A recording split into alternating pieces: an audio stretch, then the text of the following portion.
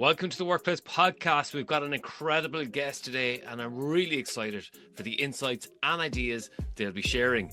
There are so many practical learnings from the conversation that will make a difference to you, your team, or organization. If your organization is interested in a workshop on this topic of the podcast, feel free to get in touch via our website, yellowwood.ie. If you want to support our podcast, and you'll find a link to our Patreon in the podcast description. Thanks in advance for listening and your support. Now, let's take a different path to success.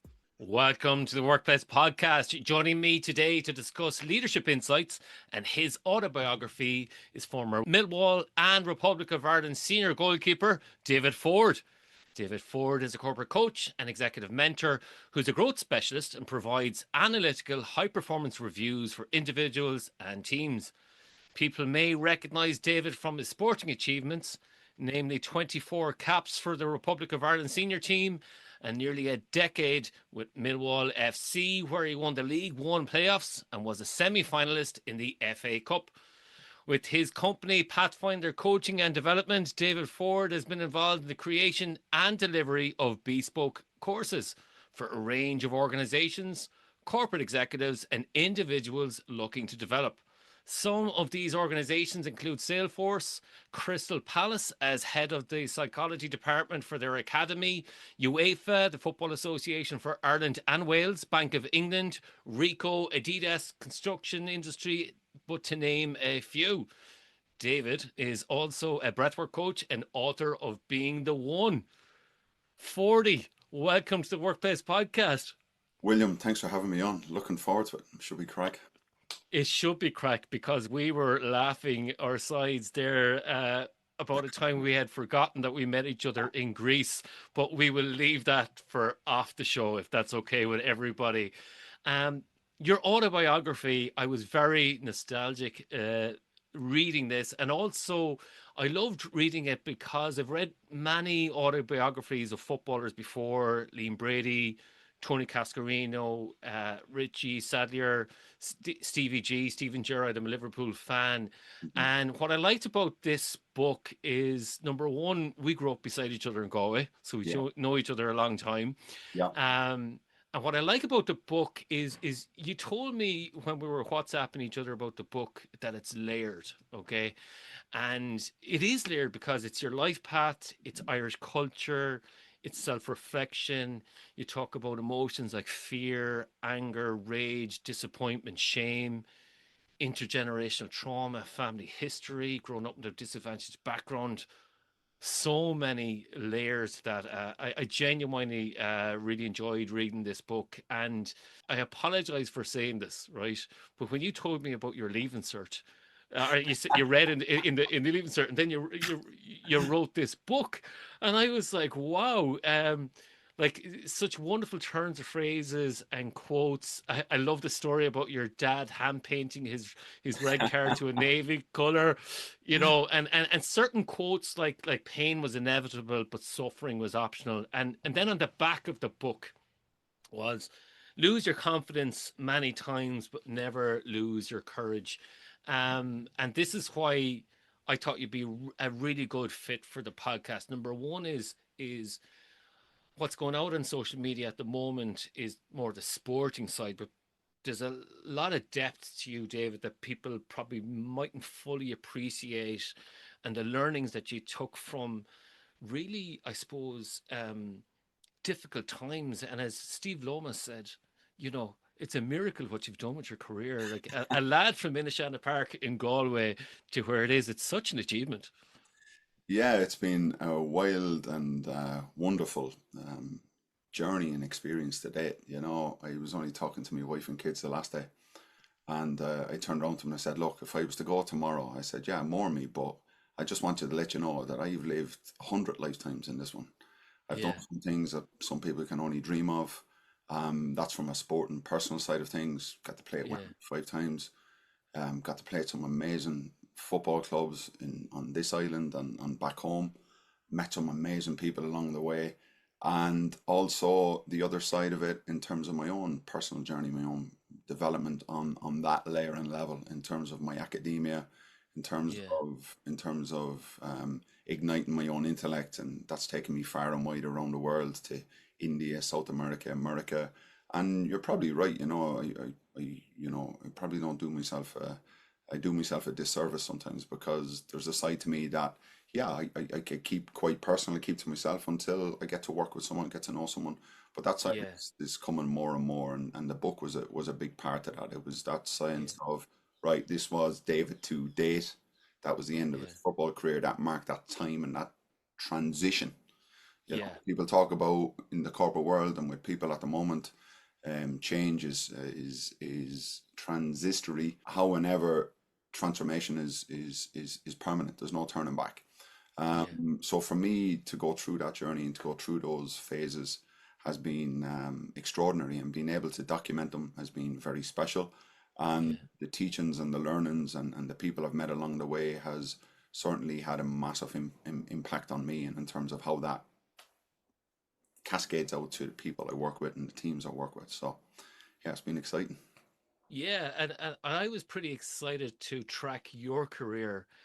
So I used to follow your career, whether it was in the Sentinel, the Advertiser, and how I got to know you first is probably through your brother who was cycling, Mhm. um, there, and he was quite well known for that. And then you kind of had your own journey there, and I'd always follow Millwall's results and see where the league and see if you made the playoffs and all this type of stuff.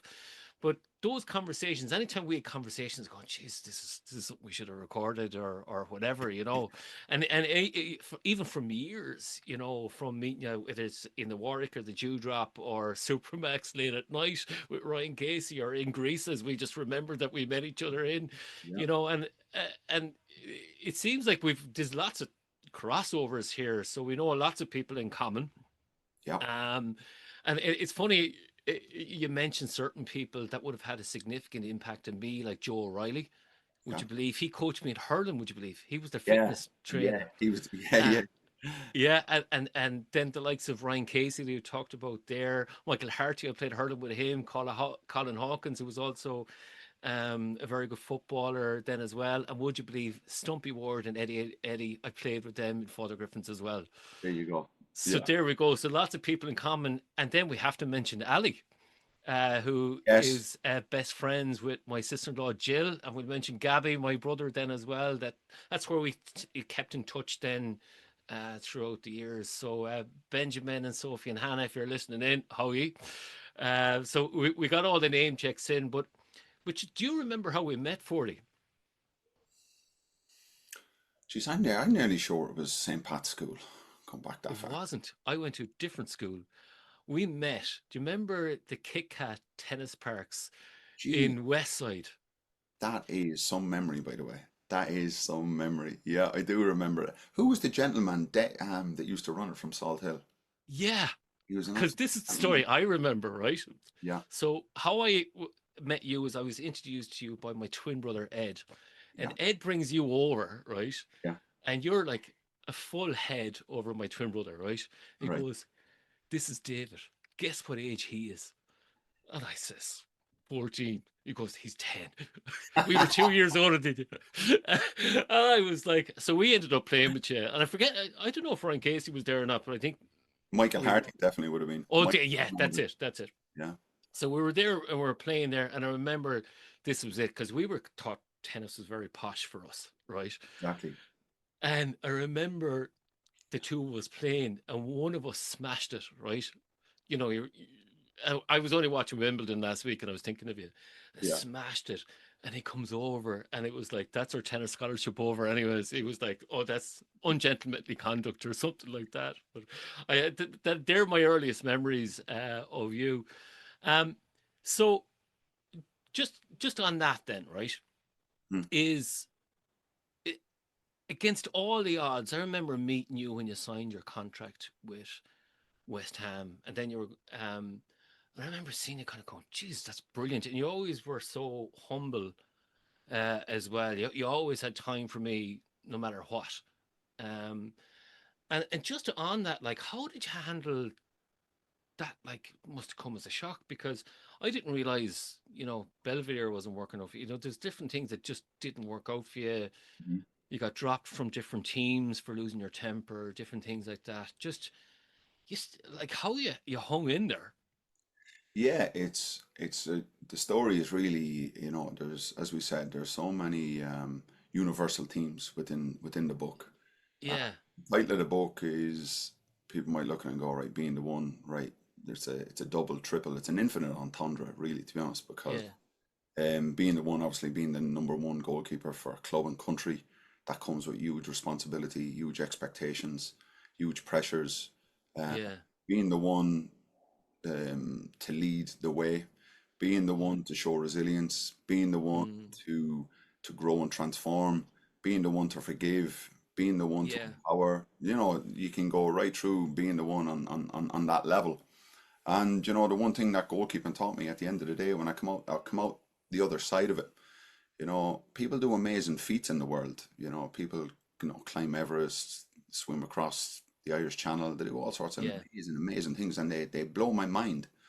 And they're done over a time. But to do a professional career in professional sport for 20 years is yeah, like climbing them every year, climbing those yeah, mountains every year, swimming across those oceans. It's such a vast time and a vast space. But what goalkeeping taught me, and there's so many leadership lessons in goalkeeping, mm, communication, observation, witnessing, um, mm, connection, how you vocalize, how you communicate to your team, your yeah, staff. There's so many different elements within that, within that role and within that position. But the main thing what it taught me was about resilience. That yeah, I was with. Do you remember Kevin Pilkington? He was in the class of '92, Man United, but yeah, everybody else made it, bar him. Shocked the yeah, goalkeeper didn't make it, and he became a goalkeeping coach at Cambridge. As that was my last club just before I yeah, retired in 2019. Um, and I sat down and went in one day, and we were going through our after action reviews. yeah, Bit like in the coaching world when you go into your coaching and you have to review your sessions, yeah, triads, and different things like that. So very similar things, and the parallels in it, and the cross pollination in between both worlds was amazing. So talking to Kevin, and I said to Kevin, I said, "How many times do you think you've hit the floor?" yeah, Jeez, he says, no one's ever asked me that. And I said, "Look, let's have a bit of crack here with this." yeah, And he says, What age are you diving around since?" I says, "8." He says, "What, you're 39, nearly 40 now?" Yeah, I'm like, "That's what, 30 odd years." Um, so we said, right, 5 days a week, on average, you dive maybe 100, 150 times a day. And that was conservative as a guesstimate. yeah, We'd yeah, shooting sessions and there'd be 300 balls, 500 yeah, balls put at you yeah, sometimes. And when we added it all up over the years and stuff, conservatively, and the guesstimate was 1.2 million times. That's a lot of times to be able to hit the floor. So when they talk yeah, about people getting knocked down and picking yourself back up, yeah, better man than a goalkeeper to fall down and pick himself back up. And yeah, out of all those times, when I came to the end of my career and when it was time to transition into the work I do now, I got up that last time. And yeah, to be in my right mind, to be able to get up mentally, emotionally, physically, intellectually, to come into yeah, that space was a whole different ball game. Because in 2017 they did a survey and they did a study with the FA, and they yeah, found that footballers are 75 to 85% one of five things. That's either gamblers, alcoholics, drug addicts, yeah, bankrupt, or divorced. yeah, As you said, my wife. Thankfully, we're still yeah, together. Ali, yeah, if you're listening. And through all those different dimensions, and I was like, right, I'm definitely not going to be one of those. mm, So back in 2010, 2011, the career started getting a bit difficult, a lot of stress, a lot of pressure started to come under, and I started to look at stress and ways to alleviate stress. And what I learned from that thing, through that type of resilience, was that stress really is quite simple. It's that when we're not willing to do anything about it, yeah, yeah, we only have stress when we're not willing to transform. Um, yeah, so I started looking at different avenues, different ways of, right, what do I need to, how am I doing the best job in the world, my dream, and I'm still yeah, not happy, still not enjoying myself. What is that? That's not right. yeah, So I went in search of that, and I went hunting after that, and it brought me to some beautiful places outside of myself, but some amazing spaces within inside myself. And then looking at my career of like, right, the resilience shown in that of building myself a whole new identity. And that's really what leadership is for myself, is that self-identity of who Yeah. your nature is and what your nurture is and how you can actually operate through both of those spaces. So for myself and it being the one has been about so many different elements and having that sense of resilience that, to keep going, to keep getting up, to keep going. Each day you got to keep stepping over the line, whether that's into work, whether that's to face some conflict in the boardroom or with your colleagues at work, or all those different multifaceted areas that is human being. So So you talked about the lows there and stress. And what was that turning point for you that really said, right, I have to do something. No, this is too stressful for me. Because I know you mentioned your sister Edel in the book, that she mhm. played a role in that. Like, what was it that's hit you so hard that kind of going, I can't do this anymore. The way I'm going on, I have to take a different path. Yeah, it was knock after knock after knock. Different things were happening through my life, my personal and professional life. And my mother used to always say to me, she always says, Jesus, David, it's always the small little things that used to trigger me. The Yeah, world would fall in and I'd be okay. And then something random would just set me off. And thankfully to my sister, I'm so indebted to my sister. And Edel is a psychotherapist and she's doing some great work at the moment back home in Galway. And amazing on what she does. And she was a big rock for me in terms of my development and where I was going. And she was going through her own difficulties. She was working in yeah, Boston Scientific, working through nights. One day she decided to, one night she was working through the night and she was yeah, exhausted and stressed and all those different elements. And she's driving out back home to Lacca, out past towards Holmes's Hill there in Clare Galway. yeah, And she fell asleep at the wheel, swerved across the road up onto the bank. Car just missed her. She came back down. Her husband Anthony said, "Right, that's it. You can't. This isn't good for you. This is where you yeah, need to be." So she started to look at her own emotional and mental states and what was affecting her, and not really realizing, like what we talked about, is the generational trauma that was there and that was present. Um, so she started looking at meditation and different practices, different healing modalities, and all the different elements of that. And she was finding great freedom in that. And she was yeah, deburdening, she was unloading. And she said it. She mentioned to me, "Oh, look, you need to get into this." And I just thought, "You're absolutely. I love your sister, but I think you're losing your mind." And it's a true saying. The only way to lose your mind is the only way to gain anything is to lose it. yeah, And to lose my mind was probably the best thing I ever did because that was getting mm, me into trouble all the time anyhow. So losing it, yeah, finding it, rebuilding it, and re-engineering it, that was being an amazing journey. And that was where the whole process started to begin. So she gave me a yeah, phone number, and at the time I thought, right, no, I'm not gonna do anything about that. I'm just gonna leave that yeah, there. So it was, I can't remember. Ali had her sister over, Debbie from Dublin. yeah, They were young. Michaela was young. Ella might have been only one or two. And yeah, we're in London, and it was a cold evening, and we're living in a townhouse kitchen downstairs. So I've come downstairs to make some tea for the guys. And next thing yeah, I'm coming back upstairs with cups of tea, and I slip on the stairs and scald my hands. I'm launching cups down the stairs, and I'm going, "Geez, I can't even get this right." And I was struggling with yeah, some injuries at the time, and yeah, under a lot of stress and a lot of pressure because my career always came late to me. So I was yeah, always fighting against, I was always battling against the time and always feeling that time was running out. So I get to yeah, that point and I go up the stairs and I just say, right, I need to do something about this. yeah, And that's where being the one comes into the part about ownership. And the number one thing about being a goalkeeper is you got to own that jersey. Because if you don't own that jersey, someone's going to take it off you. And it's like everything else. yeah, It's once we own something, there's a whole yeah, different sense in that because accountability is taking account of it. yeah, Responsibility is doing something about it. Owning it is what transforms it. So owning that part of myself, and I said, right, I need some support. And that's really what it's about. And I love the part in coaching, mentoring, personal development, whatever area and field you work in that healing domain is the unconditional support element in it. And I started to find someone that could unconditionally support me And it wasn't just coaching and mentoring, it was support and consult. There was so many different realms to that. And I started to feel the relief in the burden in just being able to express and just talk about it Mm. and find some areas that we can work towards and find some solutions.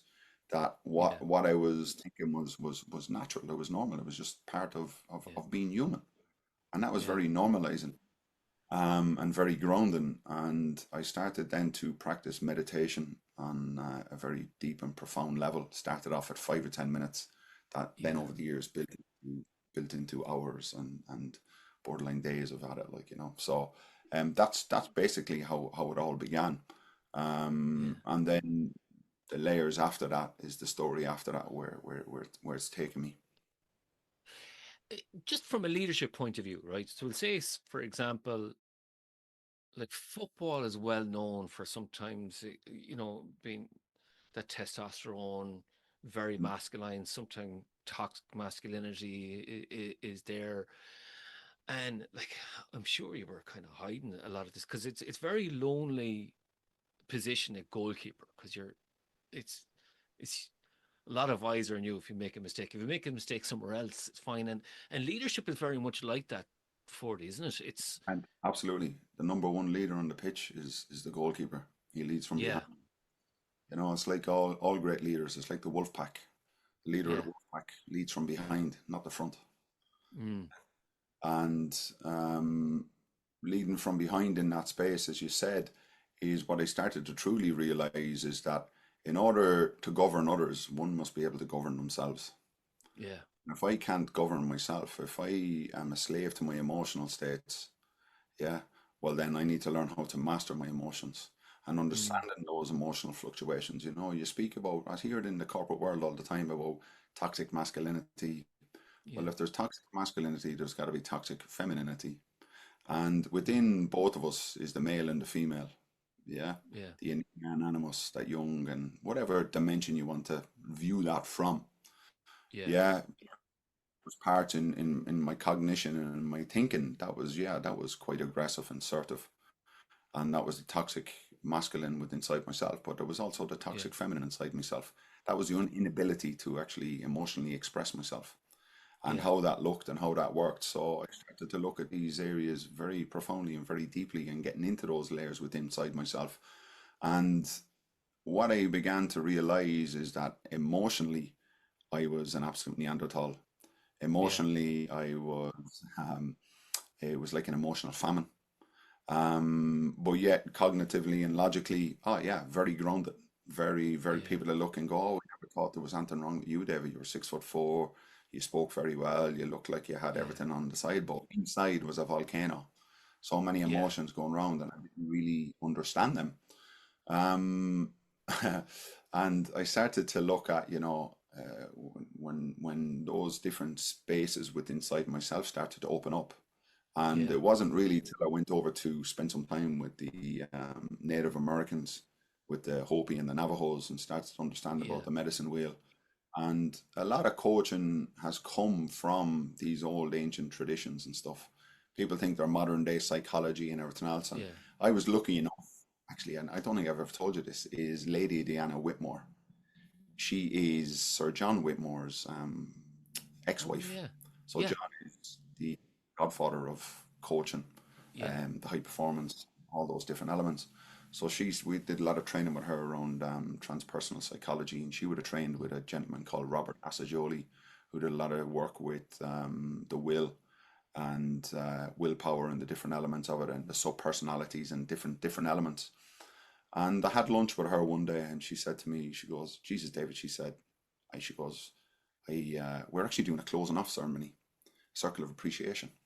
And she said, "I appreciate you, David." She goes, "The courage it takes to actually change from one identity to another." She goes, "I mm, don't think you realize how hard that is and how big it is." And she half of yeah, me, I was just kind of going along with the ride because I was just loving the journey so far. I was learning so much. yeah, And it wasn't until years later that really sank home, and actually to realize that, yeah, one minute I am Ireland's number one goalkeeper, I'm playing professional sport, professional football, and all of a sudden now I've just jumped that bridge and yeah, I find myself in the corporate world and the executive Yeah. world, and being so stimulated by that journey. That felt like, right, that journey was that was Yeah. done. This is the Yeah. new adventure.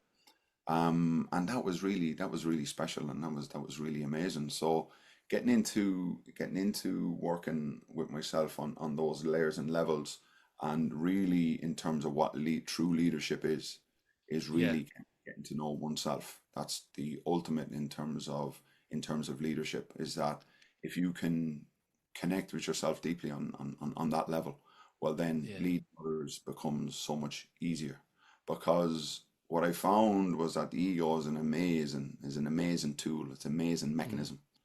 Predominantly, people have a poor view on or a negative view on what the actual ego is. But Yeah. there's a negative ego, but there's also a healthy ego and a healthy sense of Mm. identity. And finding a healthy identity within inside myself was I suppose, the biggest place where I found a lot of freedom inside Yeah. myself. But yet, it brought me into a lot of love and belonging with Yeah. others and people I work with, and it gave me a real sense of purpose and a real sense of mission. So, really, I think leadership is such an amazing concept. It's an amazing Yeah. theory. It's an amazing Mm. practice. It's amazing Yeah. position. And what we always learned within football and within sport, and especially as a goalkeeper, it doesn't matter if you've got the armband on. Everyone's a leader. Everyone's a captain. Mm. And if we can all look after our own domains and look after our own sites and our Yeah. own silos, well, then we can all lead it. And true leadership for me is, any of the great leaders I've worked with, is they've empowered everyone to do their roles and their jobs. They've empowered them to be leaders. Yeah. Just on the personal journey here, because a big part of your makeup was you had a fighting spirit inside you. You hung in there, right? And there's a dark side of that showed up through your anger. You were saying it's the small things that got in the way, like the spilling of the cups of tea or whatever. But like you would punch ups, you were dropped, you were like, even from an early age this happened, right? So the fighting spirit, and you were a postman at one stage, you were going back to being trained as a school teacher, different things Armand, like that, and Steve Lomas did say to you what you did, like, is a miracle, and it was great that Deanna Whitmore said that as well and acknowledged that. And that's what I find sometimes, in leadership. People misunderstand what leadership is, and they think it's that fighting, or that thing that's seen on in movies. It's the hero, there. And and there's something about, you were saying there, about connecting with yourself. It's that healthy identity is really important, is establishing what that is and what the purpose and what your values are. But it's also, you were saying about the toxic femininity, is that we need to really embrace our shadow side, and there'd be some people listening in here to go, well, I just want the bravado, and I want that style of leadership, where you really connected with shame. You mentioned Edell's story, and then there's many different facets to that. You talk about intergenerational trauma. You talk about relationship with alcohol, and your relationship with your father, and his relationship with alcohol, and you really connect with that. Okay. And here's the question: if I am a leader listening in here, and I just want to do the bravado side of things, I just want the accolades and stuff like that, why should I engage with that tough work and connect? And I don't want to see that dark side. And, yeah, from your big point of question. view, that was leaking out you know, in the dressing room after the game, trying to hiding in the shower, nearly taking the longest shower possible, because you were hiding the shame that way, or your questions of, how am I going to explain this to Ali, different things like that, when you've had a bust up, you've punched someone or whatever. Maybe, I don't know if you genuinely hit someone, but you know that's what I want. Why should I get into that shadow side of work? Isn't that just mumbo jumbo? You're talking about African American, the Native Americans. Yeah. Why? Why? It's a great question. It's like, why do it? I believe if we don't, then we're living a lie. Mm, Yeah, we're only showing a certain side of ourselves. We're only yeah. shown a certain percentage of ourselves. From my experience and the work I've done with a lot of people is that everybody wants to be seen in the light. Mm, Everybody wants to be seen as a good person. And I did a workshop and a retreat on that recently around the good guy versus the nice guy. Most importantly, the kind man or the kind woman. And everybody would say, "Oh, Jesus, David's such a nice guy," and they'd say it to me, and I'm looking at them going, "You've actually no idea what's actually running through my mind right now." And yeah, that goes on with everyone. That goes yeah, on with everyone. Everyone has that yin and yang. Everyone has that dark, yeah, that shadow. And instead of actually making peace with it, and instead of actually yeah, understanding that we're wild people, but yet everyone's yeah, trying to understand, oh yeah, how do I be all professional and all yeah, conservative and all those different elements and trying to suppress that wildness down. That, yeah. why did I go to the wilds? Why did I go off all to those places? To embrace that wild spirit that's actually inside of me. Mm, And realizing that, yeah, I'm not going to go into a boardroom and start going absolutely ham or absolute mental. It's that now I can step into the place because I've started to harmonize those yeah, energies within me. A lot of times, people always go to me, and one of the biggest lessons I've learned in terms of work-life flow, there's three yeah, things wrong with that. Yeah, from my experience, one is work comes first. Yeah, second, life yeah, comes second, and work-life balance is borderline impossible to do. You get up in the yeah, gym, you get onto a balance board, you try to balance. Yeah, you yeah, get off at sea legs, stomach's hurting, you feel sick, you're absolutely wrecked, you've burnt so much energy. And in terms of how do we conserve energy and preserve energy in the right way, is well, we've got to understand our energetic imprints. And usually the leaders that have the biggest impact on people have the biggest energy, and they know how to conserve their energy, they know how to generate energy, they know how to operate, and they know how to dissolve it at the right times in the right spaces.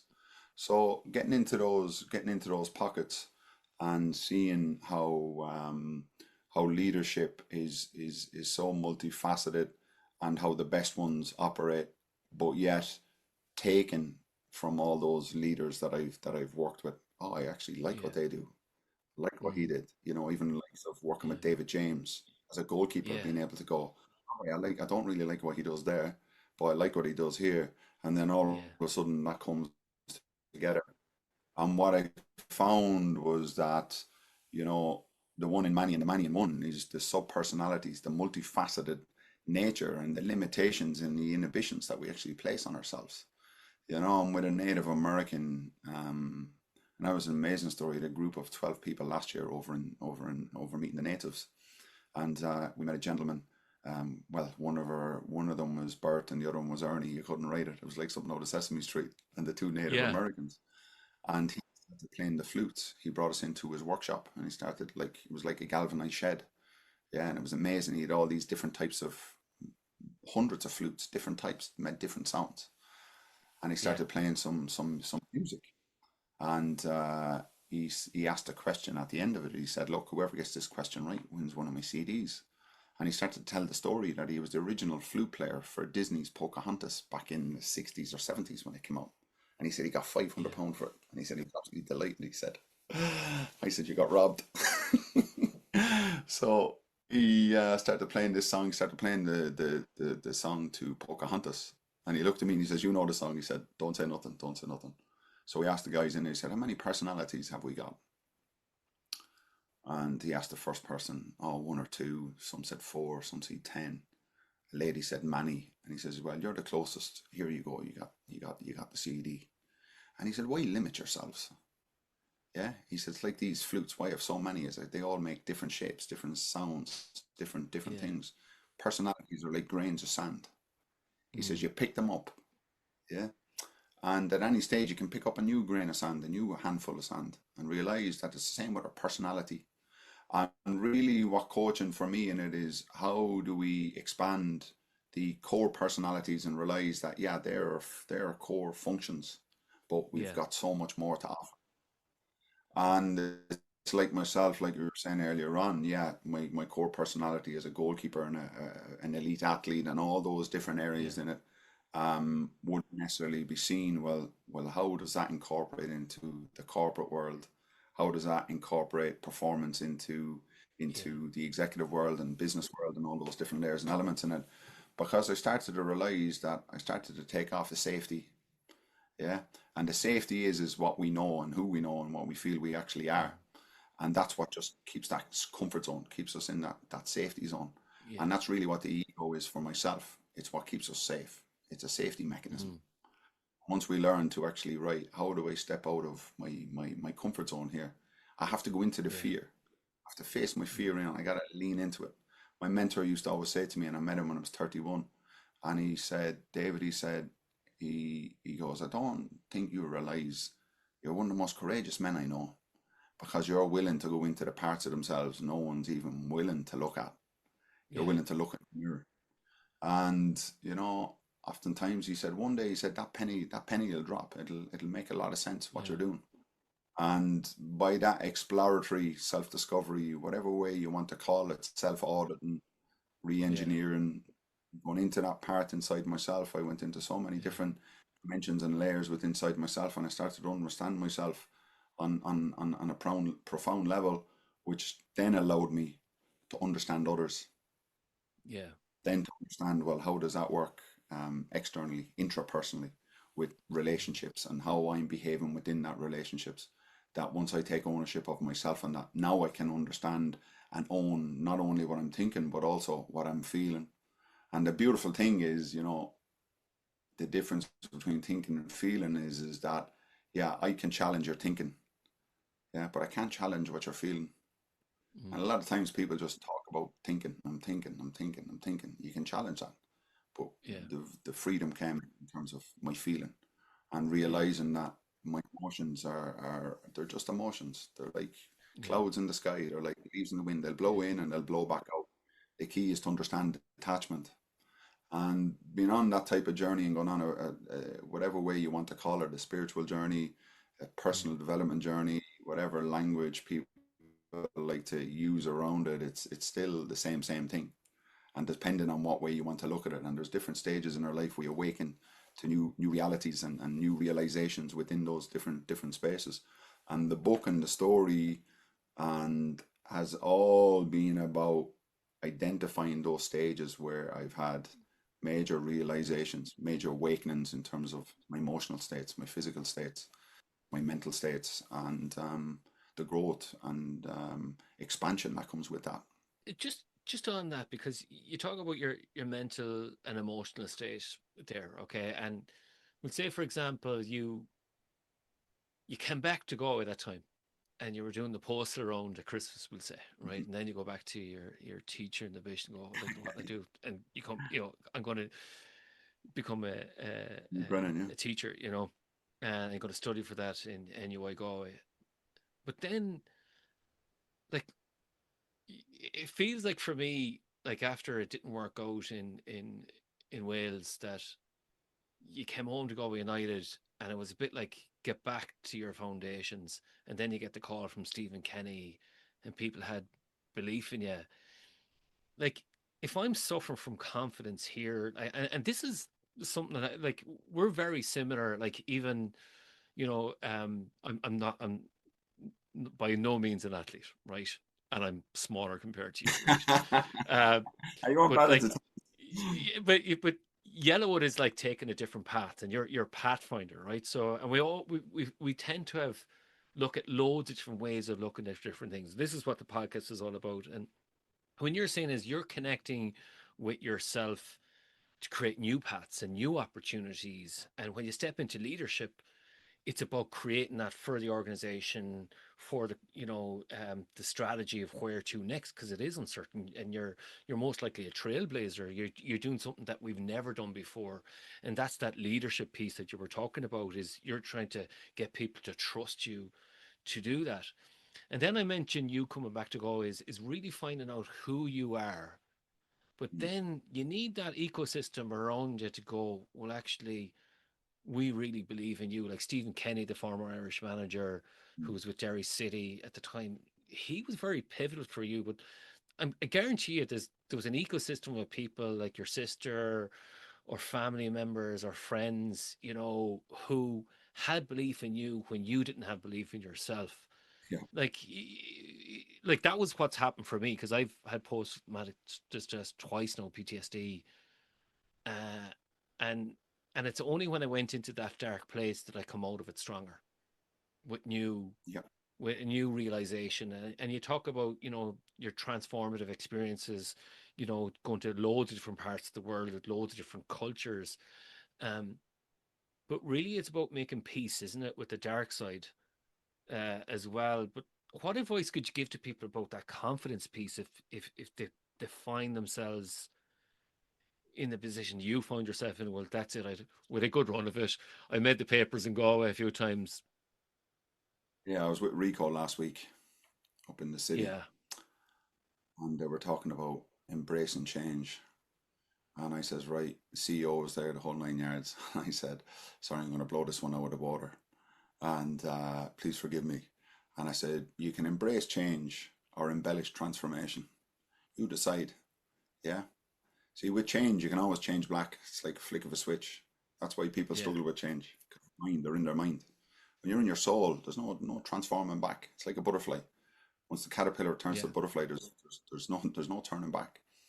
And the beautiful thing it requires a lot of energy to get to that place. And with that energy, you know, is when we've got high energy and we feel strong and we feel confident, we do feel that we trust ourselves on a very, very deep level, and the confidence comes. The one thing I learned about confidence, that it was rare. It was rare than hen's teeth sometimes.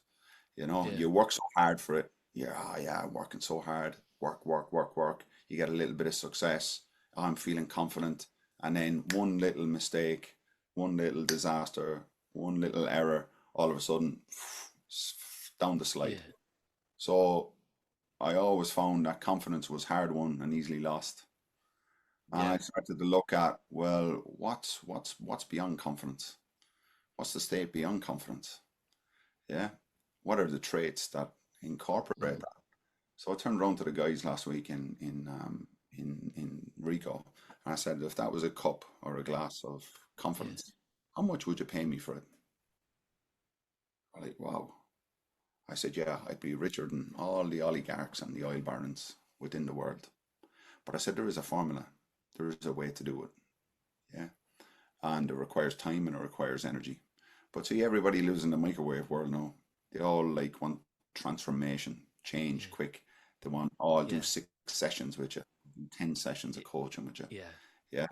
And yet they're expecting it to happen instantaneously. To do a journey with someone is a whole different thing. It's like I do a yeah, journey with someone. It's like you're not making a commitment to me, you're actually just making a commitment to yourself. mm, So looking at confidence, I started to see that one of my models that I started to create, I call it my 3 C's. One is where we're really trying to get to is conviction. That's the true place of willpower, that we've such conviction in what we are and how we're being. mm, Two is confidence, and the starting point is conscientiousness. Yeah. And as Irish people and as a young Irish man, and trailing back to understanding my shadows and understanding where my conscientiousness actually came from, was a bit like you mentioned those things around, you know, the 3 elements keep us small was fear, guilt, and shame. Those yeah, elements can be so small within inside myself, and I started to realize the impact of my father's alcoholism that had yeah, on me in terms of where my conscientiousness come from, aka, mm, geez, my dad's at home, um, yeah, not best for wear. Yeah, yeah, can I bring friends around? Can I bring? So I was always outside myself. My power was always yeah, outside myself. I'm always viewing my life through the eyes of others, and I found that was the yeah, most dangerous thing I can actually do. So yeah, for myself back then, what I thought about myself wasn't actually true. What others thought about me wasn't true. Now today I can say it on this call and say to you that what I think about myself is true, and what others mm, think about me is none of my business. yeah, That's a lovely place to be. And getting to that place of to transcend confidence, getting yeah, past confidence, and then doing my studies, going back and doing my masters, and one of my yeah, papers was on confidence. And there's so many parts that I've done and so many things that I want to bring to the table that it just yeah, hasn't happened yet.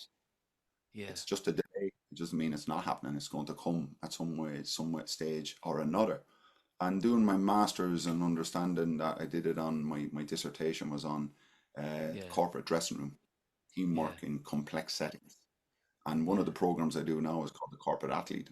And understanding what the corporate athlete is that how you get yourself right in body, right in energy, right in awareness, and right in mind. Beam, Mm. how we beam, and that's part of my classes I do on a weekly session. And the beam method, the Pathfinder beam method, and how when you get those elements right with inside yourself, that's how you lead yourself. To get up every morning, I have to negotiate with myself every day, every day, every day. I have to get wrestled with my mind. It's not something that you go, all right, I've clicked it and Yeah. I'm all sorted. Yeah. That's something I have to do every day because that requires discipline.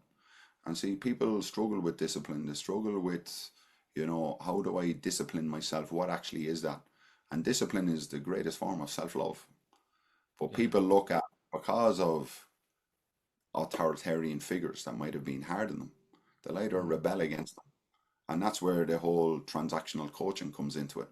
The whole parent, adult, child, all those Yeah. different elements start coming into it. And you start to see those parts within inside myself.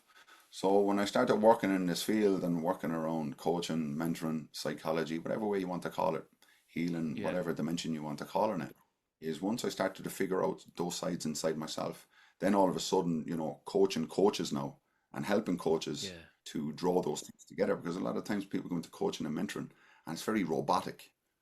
Yeah, the best Yeah. coaches that I mentor, master coaches with European Mentoring Coaching Council, the ICF, and all those different things. I've worked with some serious people, and they said the best way to be is just be yourself. Mm. And the power of narrative, the power of story, Yeah. is that's what one inspiration is change, is temporary, is Mm. how do we sustain momentum? Yeah. Yeah. Inspiration, people go, "You're an inspirational talker." And I said, "Yeah, I can be an inspirational talker, but I'm more of a Yeah. momentum talker. I build Yeah. momentum so that when the obstacles come, we get through them." So inspiration fades, motivation dips, but Yeah. momentum sustains. And that's a big part of what Pathfinder does, because people always ask me, "What do you do?" And I said, I can't really answer that question. I do so Yeah. much. But like what you were saying to me at the start, is like, how do you codify that? How do you put that into simple terms? Yeah. How do you delve that actually in? I said, the best way I can tell you is come and experience it. Come and Yeah. find out for yourself. And if you like it, great, happy Yeah. days. If you don't, that's okay too. That's great as well. So it's you mentioned those words around trailblazing and different elements in it. I've always been unorthodox. I've always been Yeah. unorthodox in terms of how my career happens. I didn't go through the whole Yeah. academy like that. I was Yeah. a builder, a baker, everything but a Yeah. candlestick maker, Yeah. and all those different elements inside myself. And it's the same with coaching, same with development. It's the same with all that. Yeah. It's the same with consciousness. Consciousness is so vast, but yet people are trying Yeah. to put it into silos. It's Yeah. like identities. It's like people go in with their trauma, they go in with their hurts, and something. And sometimes I often find, well, you've given yourself nearly an excuse. You've Yeah. already limited it once you've named it, once you've stuck an Yeah. identity on it. And that's what Yeah. the ahamkara is from a Sanskrit perspective. Identity, ego. Just on ego, right? Because you mentioned this before, where how people perceive you, and you were saying, well, it's none of your business now, right? But years ago, I'm Mhm, going to say this is like 15 years ago, Dave, right? I remember mhm. meeting you in the judo. We're having a chat, and I said, it's great to see you and all this type of stuff, right? Guinness was And I good as well. remember we were having the crack, right? And I remember coming away kind of going, this lad, like, really handsome chap. You're big. You seem like you have it all. Gorgeous wife, beautiful kids, all this great career and stuff like that. And I remember mentioning something from your youth, right? I'm not going to mention it here, right? But I remember getting the death stare, right? I was like, Jesus, what did I do there? Because we had this conversation before, but just because I brought it up, you were like, don't mention that again. I got from the stare, right? So then we kind of segued the conversation. Anyway, you were humble about it, anyways, but I was just like, don't go there, right? I know And that's then it there. was, People used to say yeah, in the yeah, changing room, yeah. they'd Oh, be like, I got it. "Yeah, I got like it. that." And I'd be like, "I'm just But looking at but I read it's only when I read the book, it reminded me of the death stare, that moment, but also the same moment, same experience we're having the chat. We must have been talking half an hour, 45 minutes, as most of our conversations are. We seem to lock in with each other, which is always great Yeah, to chat to you. yeah, exactly. And and Like-minded. yeah, but I remember you, you were really well established in Millwall, right? And I was asking you about your Irish career, and I got the vibe of you. It was like you said time was running out. You kind of weren't too confident, you know. And here's the thing: is it? Do you think it happened for you because you hung in there? Because there was lots of different goalkeepers out Mm. there, younger goalkeepers, different things like that. Like, why is it that you think it's because of your courageous, you've been having that courage, that belief in yourself, the fact that you did go into the dark spaces, that it actually did, you come out stronger and Yeah, more it was a successful game as a changer. result. Yeah, Yeah, it was the absolute game changer, hands down. Like the disciplines and the practices that I do now, if people embrace them in the right way, they'll see yeah, huge transformation, huge change, energetically, emotionally, mentally, right across the board, intellectually. Yeah. yeah, And I started that when I was 31, that whole process. And I get into the Irish team, all of a sudden, yeah, my career's going okay. But then it went astronomical, it went stratospheric after that. yeah, All of a sudden I find myself being Ireland's number one. When Shea Given retired, I yeah, was only in there as number three. Kieran Westwood yeah, was the yeah. supposed prince on the throne, Fa- that he was the next yeah, to step in.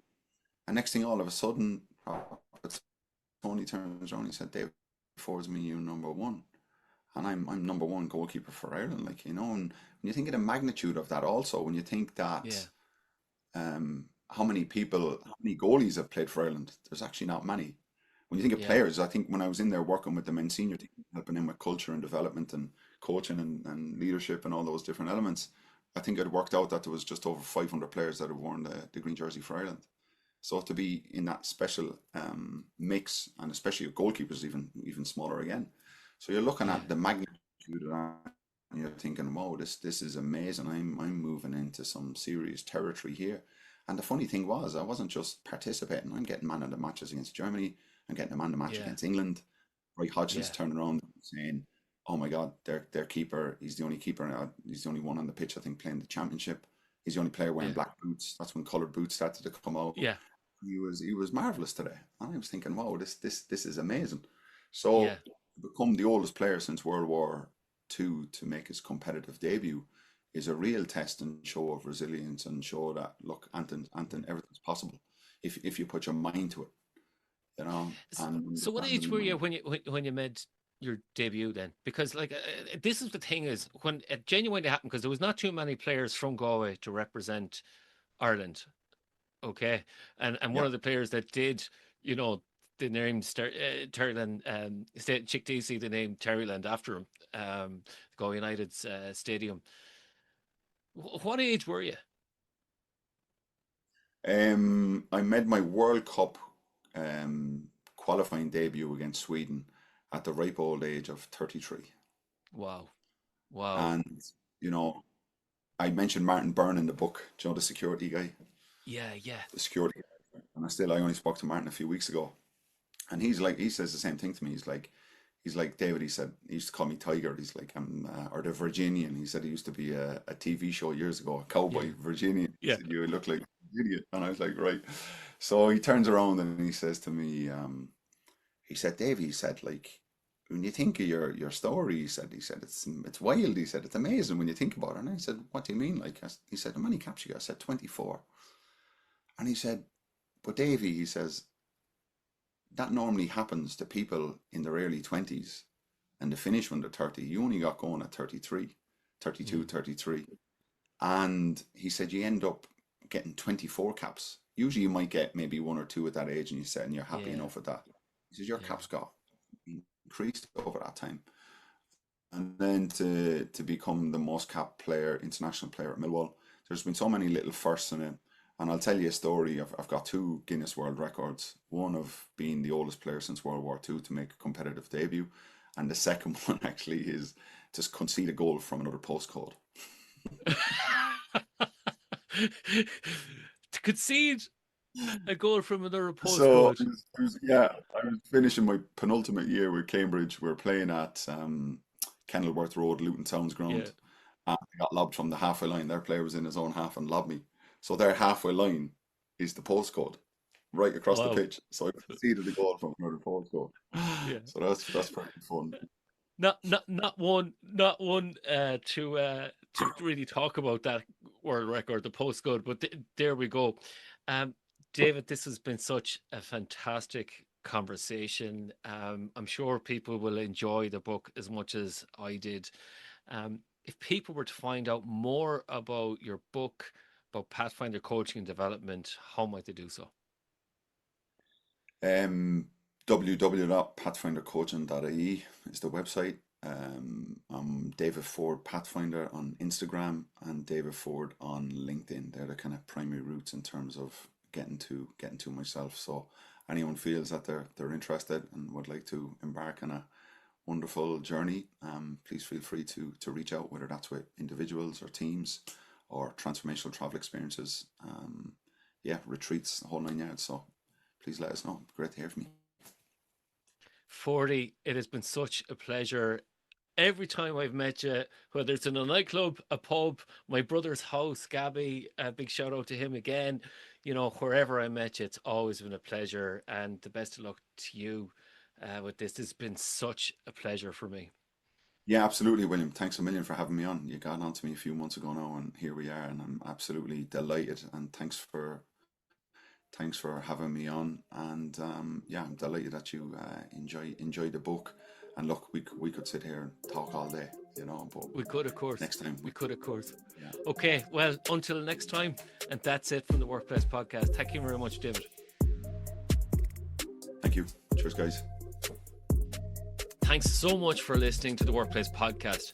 I really appreciate you being part of the conversation. If you found value in today's episode and want to support what we're building here, you'll find a link to our Patreon in the description. As a workplace expert, I'm here to help you resolve your workplace dilemmas. If your organization could benefit from my expertise, feel free to get in touch via our website, yellowwood.ie. Yellowwood, your external learning and development partner. Take a different path to success in your career, leadership, team, and organization. Until next time, take care, and we'll see you soon.